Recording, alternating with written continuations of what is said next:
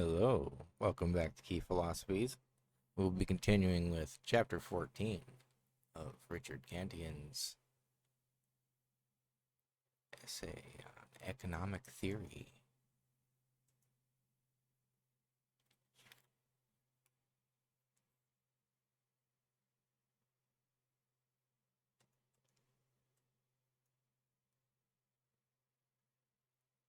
Can you see the Rosicrucian influences yet? So we'll be on Chapter 14.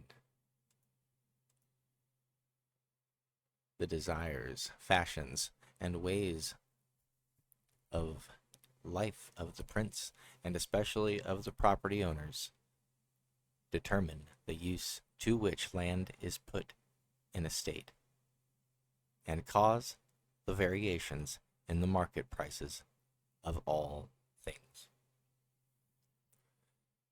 Cantillon constructs a model of the isolated estate or closed economy where the choices of property owners determine outputs and prices, regardless if they manage the isolated estate or lease it to farmers. Mistakes of the farmers or changes in demand by the property owners cause changes in the prices, profits, and losses, which drive the economy back to equilibrium. The result is that the price system directs resources to the same outcome as that provided by the direct management of the estate owner, a la Adam Smith's use of the invisible hand in The Wealth of Nations. If the owner of a large estate, that I wish to consider here as if there were no other in the world, cultivated itself like a singular large state, he will follow his desires in the uses he puts it to. He will necessarily use part of it for grain to feed the laborers, artisans, and supervisors who work for him, and another part to feed the cattle, sheep, and other animals necessary for their clothing and food or other conveniences according to the way in which he wishes. Closed economy assumption invoked here. To maintain them, he will turn part of the land into parks, gardens, fruit trees, or vines according to his inclinations, and into meadows for the horses he will use for his pleasure. Let us now assume that to avoid all care and trouble, he makes a deal with the supervisors of the laborers, gives them farms or pieces of land, and leaves to them the responsibility for maintaining, in the usual manner, all the laborers they supervise.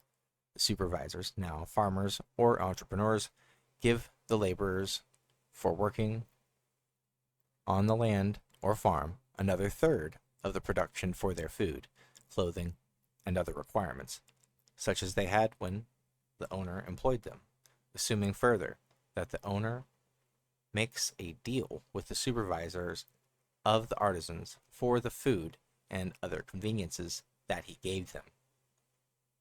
That he makes the supervisors become master artisans, fixes a common measure like silver to settle the price at which the farmers will supply them with wool, and they will supply him with cloth or clothing, and that the prices give the master craftsmen the same advantages and enjoyments they had when they were supervisors, and maintain the journeymen artisans the same as before. The artisans' work will be paid for by the day or by the piece, and the merchandise that they have made, hats, stockings, shoes, and the clothes, or anything else, will be sold to the property owner, farmers, laborers, and other artisans reciprocally, and prices that leave all of them with the same advantages as before. The farmers will sell at a proportionate rate their produce and raw material. It will then come to pass that the supervisors, now entrepreneurs, will become the absolute masters of those who work under them, and they will have more care and satisfaction in working on their own account. We assume that after this change, all the people of this large estate live just as they did before, and all the portions and farms of this great estate will be put to the same use as they formerly were. If some of the farmers sowed more grain than usual, they will feed fewer sheep and have less wool and mutton to sell. Consequently, there will be too much grain and too little wool for the consumption of the inhabitants. Wool will be expensive, which will force the inhabitants to wear their clothes longer than usual, and there will be too much grain and a surplus for the following year. And as we assume that the property owner has stipulated for the payment in silver for the third of the production of the farm that is owed to him, the farmers who have too much grain and too little wool will not be able to pay him rent. That's like right now. Yeah, with a lot of people. My shirt's pretty old. If he excuses them, they will plan to have less grain and more wool for the next year. For farmers always take care to use their land for the production of those things which they think will fetch the best price at market. If, however, the next year they have too much wool and too little grain for the demand, they will not fail to change from year to year the use of the land until they arrive at proportioning their production to the consumption of the inhabitants. Thus, a farmer who has appropriately proportioned his output to consumption will have part of his farm in grass for hay, another in grain, wool, and so on, and he will not change his plan unless he sees some considerable change in demand. However, in this example, we have assumed that all the people live approximately in the same way as when the property owner cultivated the land for himself, and consequently the farmers will employ the land for the same purposes as before.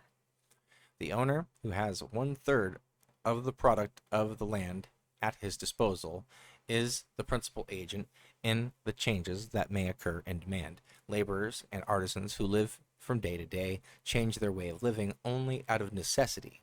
However, some well-to-do farmers, master artisans, and other entrepreneurs whose expenses and compensations vary will always take their models, and nobility and property owners, they imitate them in their clothing, meals, and way of life.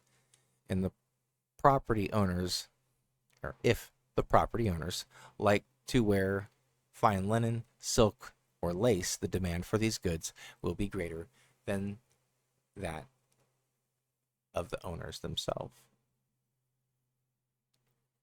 Popularization.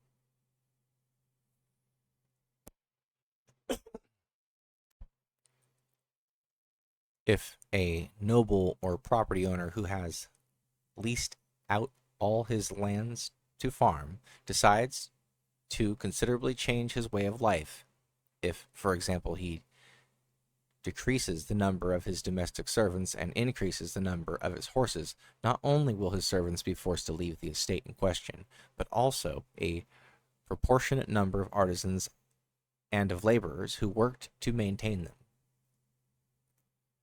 The portion of land that was used to maintain these inhabitants will be turned into pasture for the new horses, and if all landowners in the state did the same, they would soon increase the number of horses and diminish the number of inhabitants. Well, there's a concept. When a property owner has dismissed a great number of domestic servants and increased the number of his horses, there will be too much wheat for the needs of the inhabitants. And so the wheat will be cheap and the hay expensive. That will make the farmers enlarge their pastures and decrease wheat production to proportion production with consumption.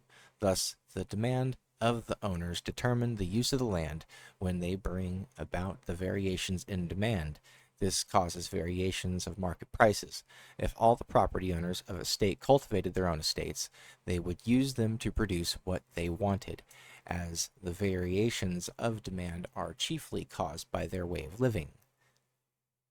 The prices that they offer in market determine for the farmers all the changes that they make in the employment and use of the land.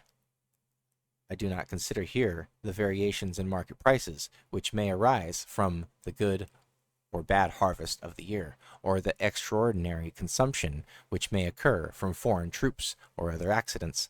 In order to not complicate my subject, I am considering only a state in its natural and uniform condition.